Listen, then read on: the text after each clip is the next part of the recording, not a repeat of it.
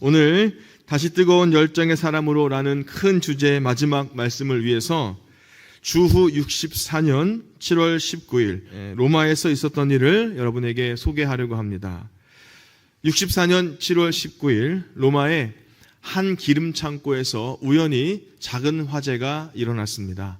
불은 로마 시내 삽시간에 번지면서 대화재로 악화가 됐습니다. 일명 로마 대화재입니다. 이 사건으로 말미암아 기독교인의 박해가 시작되었다는 겁니다. 흉흉한 민심이 진정되지 않는 거예요. 심지어 네로 황제의 이 방화설까지 나돌게 됩니다. 그래서 이 황제와 이 집권 세력이 민심을 수습하려고 당시에는 신흥 종교였던 기독교의 책임을 덮어 씌우게 됩니다. 그리고 기독교인을 학살하기 시작합니다. 그가 죽기 전에 그의 일생 가운데 가장 나쁜 일을 한 게 무엇일까요? 그것은 사도 베드로와 사도 바울을 죽게 한 겁니다. 베드로와 바울에게는 아주 영광스러운 순교였지만 인간적으로는 엄청난 고통이 아니었을까요? 뿐만 아니라 그들을 위해 기도하고 있는 성도들에게는 너무나 기쁜 절망과 슬픔이 아니었겠습니까? 여러분, 지난주의 말씀을 기억하십니까? 네로 황제에 의해서 두 번째로 로마 감옥에 갇힌 사도 바울이 자신의 안타까운 기억을 디모데에게 이야기하는 거예요. 15절 말씀입니다. 아시아에 있는 모든 사람이 나를 버린 이 일을 내가 아나니 그 중에는 부겔로와 허모게네도 있느니라.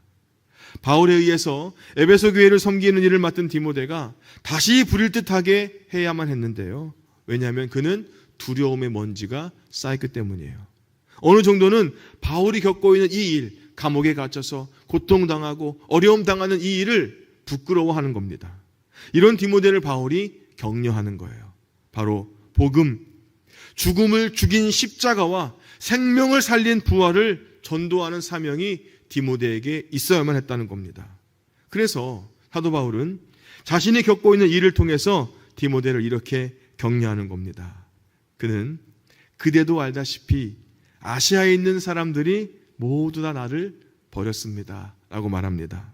이것은 디모데도 분명히 알고 있는 사실이 아니냐라고 하는 말이 아니겠습니까?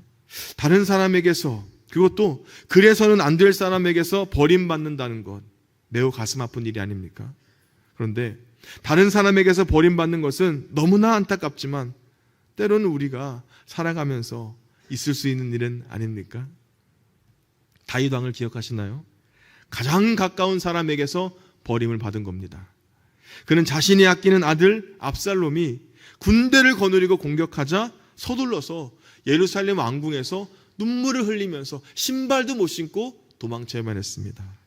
이런 다윗을 베냐민 사람 시므이가 놀리면서 막 저주를 하는 거예요. 그런데 이 말을 듣고 다윗이 이렇게 이야기합니다. 내 몸에서 난 아들도 내 생명을 해하려 하거든 하물며 이 베냐민 사람이냐. 다윗은 부모님에게서조차 버림받았던 경험이 있습니다. 새로운 왕을 세우라는 하나님의 명령으로 선지자 사무엘이 다윗의 아버지 이새를 찾아갔을 때, 여러분 기억하시나요? 형들은 모두 다 사무엘 앞에 모여 있는데 막내 다윗은 어디에 있었어요? 양떼를 돌보느라 저 들판에 있었습니다. 그래서 그의 마지막 생을 다하면서 지었던 시편 27편 10절의 말씀을 보면 이런 고백을 하는 거예요. 내 부모는 나를 버렸으나 여호와는 나를 영접하시리이다. 이렇게 말하기도 했습니다. 이렇게 다윗은 어릴 때는 부모에게 인정을 받지 못했고요. 늙어서는 아들에게 버림을 받는 일을 겪었습니다. 이런 경험을 통해서 오히려 다윗이 오직 하나님께만, 하나님을 인정하고 하나님을 바라보는 믿음을 갖게 되지 않았을까요? 다윗은 사람에게 버림받는 경험을 통해서 하나님의 품을 기억하고 믿지 않았을까요? 하나님의 안아주심을 경험하지 않았겠습니까?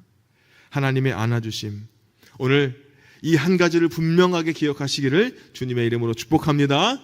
그런데요, 오늘 바울은 사람에게서 버림받았던 것만을 이야기하지 않습니다. 바울은 또 어떤 것을 기억하며 디모데에게 이야기할까요? 16절 말씀을 함께 읽도록 하겠습니다. 16절입니다. 원하건대 아멘. 자, 바울 주변에는 부겔로와 허모게네와 같은 사람만 있었던 것은 아닙니다. 오네시보로라는 사람도 있었습니다. 오네시보로는 디모데도 잘 알고 있는 에베소 사람이었습니다. 그가 에베소에서 많이 봉사한 것을 디모데도 알고 있었어요. 그는 바울이 에베소에서 복음을 전할 때 그의 곁에서 아주 충성스럽게 헌신했던 그런 사람이었습니다. 사실 이 오네시보로의 헌신은 바울 혼자만 알고 있는 것만은 아니었습니다. 디모데에게 이렇게 이야기하죠. 네가 잘 아느니라. 이렇게 이야기하는 것은 디모데, 네가 매우 잘 알고 있는 것이 아니냐라고 하는 것을 강조하는 말입니다.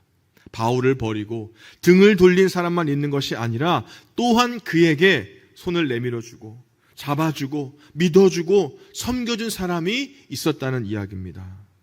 더욱이 오네시보로는 지금 로마에 갇혀있는 바울을 자주 격려해 주었다고 이야기합니다. 격려하다. 이 말은 마음을 진정시키고 다시 숨통을 터주는 것을 이야기합니다. 후덥지근한 날씨에, 요즘과 같은 날씨요, 제대로 숨 쉴 수도 없는데 마치 서늘한 에어컨 바람이 불어와서 마음이 상쾌해지는 것, 이것이 숨통을 터주다라는 표현입니다. 그 기분을 가리키는 말이에요. 구체적으로 바울에게 오네시보로가 어떤 숨통을 터주었을까요? 사도 바울이 네로 황제에 의해서 투옥되었을 때는 이런 모습이었어요. 몸을 가눌 수 없이 쇠사슬로 묶였고요. 한겨울 차가운 한기와 습기에 몸을 떨어야만 했습니다. 디모데에게 가보의 집에 가서 둔 겉옷을 가져다 달라라고 말할 정도로 그렇게 추운 겨울을 보내만 했습니다. 이런 형편에서 오네시보로의 등장이 바울에게 엄청난 위로가 된 겁니다. 그는 어떻게 했습니까? 17절 말씀입니다. 로마에 있을 때에 나를 부지런히 찾아와 만났음이라. 에베소 사람 오네시보로는 바울이 로마 감옥에 갇혔다는 소식을 듣고 서둘러서 로마에 온 겁니다. 그런데 바울을 만나는 것이 절대로 쉽지가 않았어요. 바울이 어디 있는지, 누구에게 체포되었는지, 어느 감옥에 있는지, 생사가 어떻게 되었는지, 그렇게 부지런히 오네시보로가 바울을 찾았다는 겁니다. 더욱이 당시 로마는요, 대화재로 아수라장이 아니었습니까? 어느 위치에, 어느 건물, 이 모든 게요, 기억할 수 없을 정도로 다 무너졌습니다. 이런 상황에서 민심을 수습하기 위해서 교회 지도자인 바울을 가두었으니 그리스도인들에게는 잘 알려지지 않는 감옥 아니었겠습니까? 그런데도 오네시보로는요, 바울을 찾은 겁니다. 여기에 있을까? 저기에 있을까? 이쪽에 갇혔을까? 끊임없이 열심히 바울을 찾은 겁니다. 찾고 또 찾았어요. 그리고 마침내 바울을 만난 겁니다. 여기서 찾는다라는 말은 히브리어에서 하나님을 경배한다는 뜻으로 쓰일 정도로 간절한 열망을 가지고 발견하기 위해서 발견할 때까지 찾는 것을 이야기하는 거예요. 열심히요, 최선을 다해서 바울을 찾은 겁니다. 그리고 이제 이 로마 감옥에서 오네시보로를 만나게 되는 거예요. 그가 얼마나 어렵게 바울을 찾았는지 오네시보로가 얘기하지 않았겠어요? 그리고 바울은 감격을 한 겁니다. 아시아의 모든 사람이 등을 돌렸잖아요. 그 가운데 부겔로와 허모게네도 있었는데요, 또한 오네시보로 때문에 바울이 감동을 받은 겁니다. 엄청난 격려를 받았어요. 많은 사람 때문에 실망하지만 한 사람 때문에 힘을 얻은 겁니다. 오네시보처럼 찾아와 만나 격려해 준 사람이 있었습니다. 오늘 사도 바울이 아시아의 모든 사람이 나에게 등을 돌렸다, 이것을 말하면서 이제는 오네시보로 한 사람이 찾아와 나를 만나 주었다, 이렇게 이야기해 주는 사실은 분명합니다. 단 한 사람이 중요하다는 거예요. 모두 버리고 모두 떠나도 남아있는 한 사람으로 우리에게 힘이 되고 위로가 되지 않습니까? 사랑하는 여러분, 우리도 살아가는 모든 순간순간 동안 생명의 주님이신 예수님 한 분만으로 우리는 감사하고 만족할 수 있지 않습니까? 단 한 사람의 중요성을 말해주는 한 사람의 지진이라는 글을 보게 됐습니다. 어떤 일이 일어났을까요? 1645년 영국의 크롬웰은 한 표 차이로 통치자가 되었습니다. 1649년 영국 왕 찰스는 한 표 차로 처형을 당했습니다. 1776년 미국은 한 표 차로 독일어 대신에 영어를 채택했습니다. 1839년 마커스 몰트는 한 표 차로 매사추세츠의 주지사가 됐습니다. 1868년 미 대통령 앤드류 존슨은 한 표 차로 탄핵 소추를 면했습니다. 1875년 프랑스는 한 표 차이로 왕정을 공화정으로 바꿨습니다. 그리고 1923년 아돌프 히틀러는 한 표 차이로 나치당을 장악을 했습니다. 오늘날 민주주의의 상징이라는 선거가 단 한 표, 그 한 사람의 중요성을 이야기하는 것 아니겠습니까? 한 표가 아니라 수천 수만 표의 차이가 났다 할지라도 그것은 한 사람 한 사람의 표가 모인 것이기 때문이에요. 그래서 우리는 한 사람으로 말미암아 죽음이 세상에 들어왔고 다른 한 사람으로 생명이 우리에게 들어왔음을 이해할 수 있지 않습니까? 성경은 이렇게 말씀합니다. 로마서 5장 17절입니다. 한 사람의 범죄로 말미암아 사망이 그 한 사람을 통해 왕노릇하였은즉 더욱 은혜와 의의 선물을 넘치게 받는 자들은 한 분 예수 그리스도를 통하여 생명 안에서 왕노릇하리로다. 아멘. 어떤 사람이냐가 중요합니다. 어떤 한 사람이냐가 중요한 거예요. 죽이는 사람이 될 수 있고요, 살리는 한 사람이 될 수 있는 것입니다. 사랑하는 믿음의 형제자매 여러분, 하나님께서는 진정한 예배자 그 한 사람을 찾으십니다. 모두가 절망을 이야기할 때 희망을 이야기하는 그 한 사람이 되시기를 주의 이름으로 축복합니다. 여기 있는 우리 모두가 각각 그 한 사람, 희망의 사람, 소망의 사람, 긍정의 사람, 그리고 누군가를 위로해 줄 수 있는 그 한 사람이 되시기를 주님의 이름으로 축복합니다. 그렇다면 다시 우리는 어떤 사람들이 되어야 하겠습니까? 16절 말씀입니다. 원하건대 주께서 오네시보로의 집에 긍휼을 베푸시옵소서. 오늘 말씀에는 오늘 사도 바울의 간절한 축복의 바람이 두 번이나 나오게 되는데요. 그 첫 번째는 주님께서 오네시보로의 집에 자비를 베풀어 주세요, 이렇게 기도하는 겁니다. 자, 오네시보로가 어떤 사람인가를 말하기 전에 먼저 그를 축복을 하는 겁니다. 원하건대 주님 베푸시옵소서. 이 말은 사도 바울의 간절한 마음이 드러내는 말이 아닙니까? 그런데 사도 바울이 간절히 원하는 것은 하나님께서 오네시보로에게 긍휼을 베풀어 주시는 것, 그것이라는 거예요. 오네시보로의 집이라고 해서 그와 그의 가족 모두를 축복을 합니다. 바울은요, 오네시보로의 방문에 너무나 감격을 한 겁니다. 이게 그를 마음껏 축복하는 내용이 바로 하나님의 긍휼입니다. 누구에게 하나님의 긍휼을 간절히 비는 것, 이것은 그를 향한 뜨거운 사랑의 마음이 아닙니까? 오늘 바울은 오네시보로와 그의 집에 하나님의 긍휼이 있기를 간절히 축복하며 기도하고 있습니다. 제가 요즘에 여러분에게 강조드리고 있는 신앙의 모습 중에 하나는 바로 감사의 기도, 간구의 기도를 함께 드리자라는 것 아니겠습니까? 그리고 이 권면에 여러분들 많이 순종해 주셔서 이제 우리 성도 여러분들이 감사헌금을 드리시면서 여러 가지 기도 제목을 적어서 또 주님께 드리고 있습니다. 그리고 저는 그 헌금 몽투를 붙들고 한 주 내내 강단에서 기도하고 있고요. 근데 그 기도 제목을 붙들고 기도하다 보면 그 기도를 드리는 당사자뿐만 아니라 그분의 자녀들, 또 그분의 가정과 직장, 사업을 위해서도 그렇게 기도하게 되더라고요. 하나님의 은혜와 긍휼이 늘 충만하게 부어지기를 그렇게 매일 새벽에요, 그리고 저녁에 강단에서 기도하고 있습니다. 그리고 우리 성도님들의 가정의 상황이라든지 또 자녀들의 상황이 그렇게 마음속에 담아지기 시작하면서 더 간절하게 기도하게 되더라고요. 그런데 여러분, 힘을 내시길 바랍니다. 여러분을 위해서 기도하는 사람 한 사람은 여기 있습니다. 오늘 사도 바울도 그런 마음이 아니었을까요? 오네시보로와 그의 가정을 너무나 사랑하고 존귀하게 여기기 때문에 그렇게 힘든 상황에서도 오히려 그 가정을 위해서 축복하며 기도하고 있지는 않습니까? 그런데 다시 한번 오네시보로를 축복하는 겁니다. 18절 말씀을 다시 한번 읽겠습니다. 원하건대 주께서 그로 하여금 그 날에 주의 긍휼을 입게 하여 주옵소서. 아멘. 다시 한번 바울이요, 오네시보로로 하나님의 긍휼이 입기를 기도하는데 바울이 그의 방문을 얼마나 기뻐했는지, 얼마나 감격했는지, 그리고 그의 가정에게 긍휼함이 얼마나 필요한지를 알 수가 있어요. 이번에는 그날에라는 말이 들어가요. 그날은 그리스도 예수님께서 이 땅에 다시 오시는 재림의 날이 아닙니까? 마지막 심판날에 하나님의 긍휼을 입기를 그렇게 기도하고 있어요.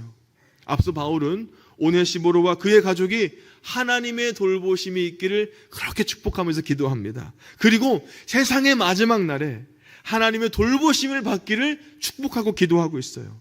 이것이 혹시라도 마지막 날에 긍휼을 입지 못할 것을 염려하는 말인가? 그것이 아닙니다. 그리스도 안에 있는 사람이 하나님의 긍휼과 은혜를 입을 것이 분명하기 때문에 이 확신으로 축복하며 오네시모로의 가정에 그렇게 축복하며 기도하고 있는 말입니다. 오네시모로는요, 바울을 부지런히 찾았습니다. 온갖 고초 끝에 바울을 만나게 됐어요. 바울은 이렇게 힘든 과정을 통해 만난 자신을 오네시모로가 이제 하나님으로부터 말미암는 긍휼을 만나는 것을 믿었어요. 바울을 만난 오네시모로가 하나님을 만나게 되는 은혜를 기도하고 있습니다. 바울을 찾는데 열심히 했던 오네시모로가 바울의 축복을 받은 것처럼 하나님을 찾는 사람이 하나님의 복을 받을 줄로 믿습니다. 그리고 우리는 하나님께 긍휼을 받을 것이고 또 받아야 될 줄로 믿습니다. 오늘 예수님을 믿는 사람이 이 마지막 날에 하나님께 긍휼을 받을 것은 분명합니다. 어떤 긍휼이에요?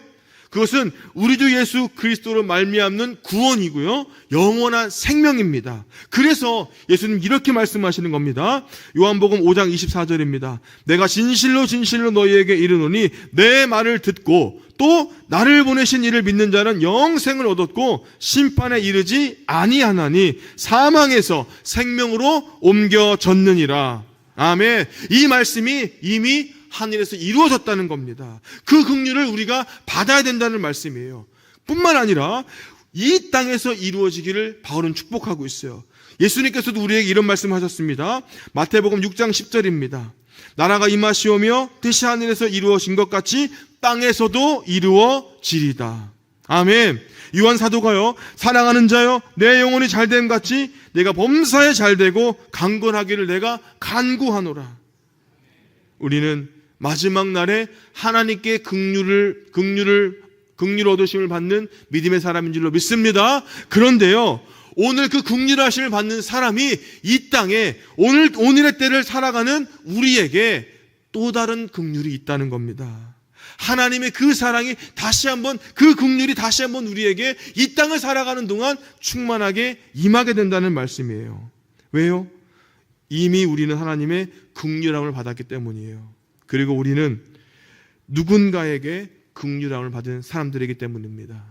사랑하는 여러분, 우리가 사는 세상에는요, 도움을 받고도 등을 돌리는 사람이 있지 않습니까? 배신의 일상화라는 말 들어보셨나요? 요즘 정치권에서 떠도는 이야기입니다. 세상은 아무도 믿지 말라고 끊임없이 우리에게 가르치고 있습니다.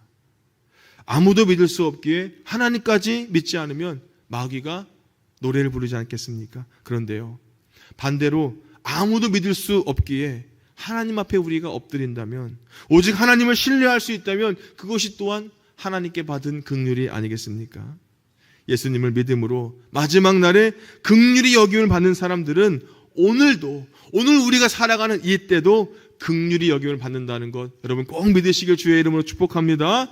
그리고 또 하나, 다른 사람을 긍휼히 여겨야 됩니다. 오네시모로가요, 감옥에 갇힌 바울을 긍휼히 여겼기 때문에 또한 바울에게서 긍휼히 여김을 받았습니다. 성경은 말합니다. 야고보서 2장 13절입니다. 긍휼을 행하지 아니하는 자에게는 긍휼 없는 심판이 있으리라. 긍휼은 심판을 이기고 자랑하느니라. 예수님께서 이렇게 말씀하십니다. 긍휼히 여기는 자는 복이 있나니 그들이 긍휼히 여김을 받을 것이미요. 아멘. 우리의 섬김과 사랑, 이 긍휼을 통해서 오히려 우리가 긍휼을 받는다는 것, 여러분 이것을 꼭 기억하시길 주님의 이름으로 축복합니다. 자신을 긍휼히 여기는 하나님을 믿기에, 나를 위해서 십자가에 달리신 한 분 예수 그리스도의 사랑을 믿기에 다른 사람을 오히려 더 긍휼히 여기고 사랑을 베풀 수 있는 우리 모든 성도들이 되기를 주님의 이름으로 축복합니다. 사랑하는 믿음의 형제 자매 여러분, 오늘 우리는요, 바울의 곁에 서서 그의 옥중 고난 가운데 끊임없이 위로와 힘이 되어 주었던 한 사람, 오네시보로를 함께 바라봤습니다. 바울은 사람들로부터 외면당했고요, 홀로 갇혀있는 상황 속에서 큰 고통을 당하지 않았습니까? 그러나 그 순간에도요, 한 사람의 진심 어린 사랑과 섬김이 있었잖아요. 그것은 바로 오네시보로였습니다. 그는 로마까지 찾아와서 바울을 찾는 수고를 마다하지 않고 바울을 찾고야 말았습니다. 그리고 격려해 주었어요. 바울의 필요를 채워주었습니다. 사람들은 바울을 피했지만요, 오네시보로는 바울을 멀리하지 않았습니다. 그 한 사람이요, 바울에게는 천사와 같은 존재였고요, 큰 위로가 되었고 힘이 되어주었습니다. 사랑하는 여러분, 오늘 우리에게도 오네시보로와 같은 사람이 필요하지 않습니까? 동시에 오늘 저와 여러분이 누군가에게 오네시보로가 될 수 있지 않겠습니까? 지친 사람에게 따뜻한 말을 건네주고요, 불편한 사람에게 힘을 내라고 격려해주고요, 함께 신앙생활하는 성도들에게 용기를 주고 감사를 전해주고요, 홀로 아파하는 사람 곁에 내가 너와 함께 할게, 내가 너를 위해 기도할게, 내가 너를 끝까지 붙들어줄게, 이렇게 말할 수 있는 한 사람이 우리에게 필요하지 않습니까? 그리고 우리는 이 한 사람 때문에 다시 한번 뜨거운 열정의 사람으로 회복될 수가 있습니다. 아멘. 바울은 디모데후서의 마지막 편지에서 오네시보로와 그의 가정을 위해 이렇게 기도합니다. 주께서 그 집에 긍휼을 베푸시기를 원하노라. 사랑하는 여러분, 긍휼은 무엇입니까? 하나님 아버지의 사랑의 마음이 아닙니까? 우리가 서로를 향해 긍휼히 여기는 마음으로 나아갈 때 하나님께서 오늘 나에게, 또 나의 가정에, 내 삶에 하나님의 마음을, 그 긍휼을 더해 주실 줄로 믿습니다. 오늘 우리 교회가요, 또 우리 공동체가, 우리 성도들이 바로 이런 오네시보로와 같은 사람들로 가득하기를 주님의 이름으로 축복합니다.